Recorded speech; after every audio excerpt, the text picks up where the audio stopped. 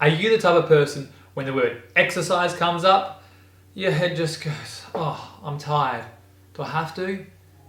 And the little voice on the shoulder goes, no, it's good. I need to do it. It's great for my body. I'm going to benefit later on. But it's hard to do it. Voice goes again, no, you're going to feel it in the 20, 30 years, the rest of your life if you look after your body now. If you're constantly going to and from, maybe just take a step back and think of what do I need to do? And what we think are just a couple of items that you need to do daily. Here they are. First one is our heart rate. Stimulating our heart rate produces a body that is capable of handling the everyday stresses in our life. There are many situations where our bodies need to move, need to battle sickness, need to handle the daily chores of household, tasks at work, and even any emotional strain that's currently going in your life at this point in time. Take this example, thinking of your body as a car and your heart as the engine. The role of the engine is to push everything around our system, our body, so it's able to function and deal with our everyday stresses in our life. Much like increasing our heart rate, our bodies require us to be moving. Without a stimulus or a way to challenge our bodies, our muscles will begin to shrink, and the function of our muscles and movements will not be as reactive when our body is needing to be moved quickly. Over time, this is going to reflect on other parts of our body. So our tendons, our ligaments, our joints will not move as efficiently as if they would if they were limber and constantly in movement. To change this, keep it really simple. Be active every day.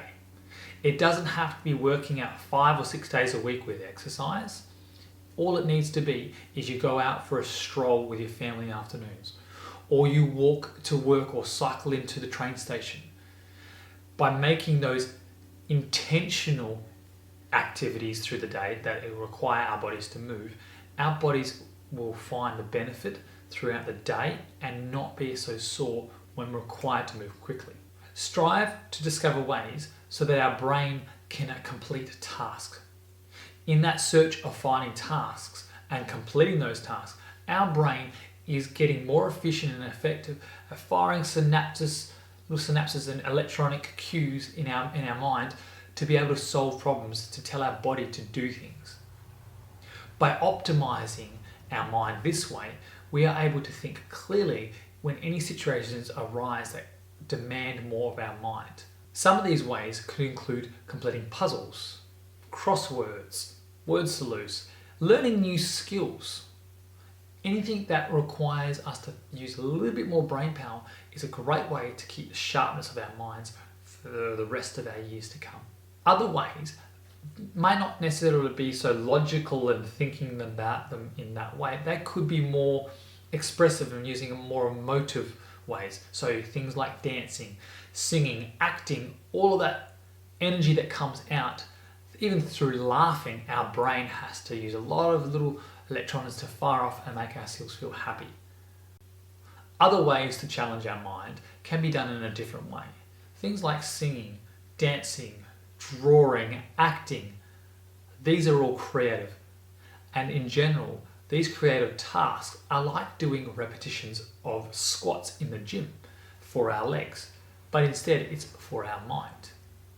By continuing to challenge and stimulate our mind, we are able to keep a clearer pathway for the rest of the day, and any daily tasks or stresses that appear, we're able to handle them a little bit clearer. It only takes a little bit of movement and problems to solve to keep our mind and body ready for any daily activities.